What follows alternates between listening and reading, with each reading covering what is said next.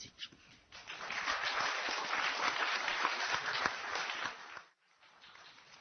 Alors je vais vous lire une déclaration commune qui est la suivante et qui s'intitule Champs électromagnétiques et santé.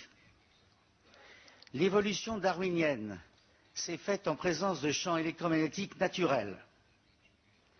La magnétoréception est l'un des mécanismes biologiques permettant aux oiseaux migrateurs et aux abeilles de se diriger. Nul scientifique ne peut aujourd'hui affirmer que la couverture de nos territoires européens par de multiples champs électromagnétiques artificiels n'a pas, n'aura pas de retentissement majeur sur les comportements et la préservation de la faune. Les effets des champs électromagnétiques sur notre santé sont démontrés par l'observation clinique de très nombreuses investigations toxicologiques et biologiques et certaines études épidémiologiques.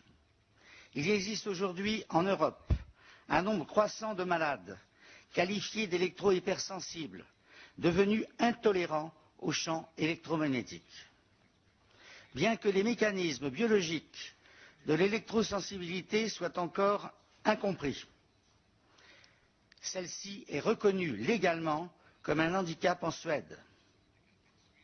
Nous, médecins, agissant en vertu du serment d'Hippocrate, nous, chercheurs, agissant au nom de la vérité scientifique, nous tous médecins ou chercheurs de différents États membres de l'Union européenne, affirmons en toute indépendance de jugement qu'il existe un nombre croissant de malades devenus intolérants aux champs électromagnétiques, que cette intolérance leur crée un préjudice grave au plan de leur santé et de leur vie professionnelle et familiale, qu'on ne peut exclure chez eux l'évolution vers une maladie dégénérative du système nerveux, voire certains cancers, et par conséquent que ce préjudice nécessite d'être reconnu et réparé par les systèmes de protection sociale des différents États membres de la Communauté européenne.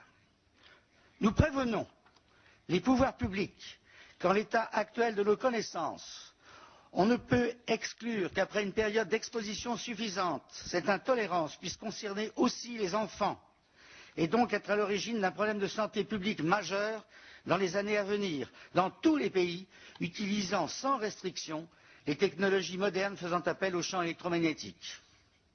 Malgré des connaissances scientifiques encore insuffisantes et même l'existence de controverses sur certains points, la communauté scientifique internationale est unanime pour reconnaître la possibilité d'un risque de santé publique présumé grave, requérant d'urgence l'application du principe de précaution.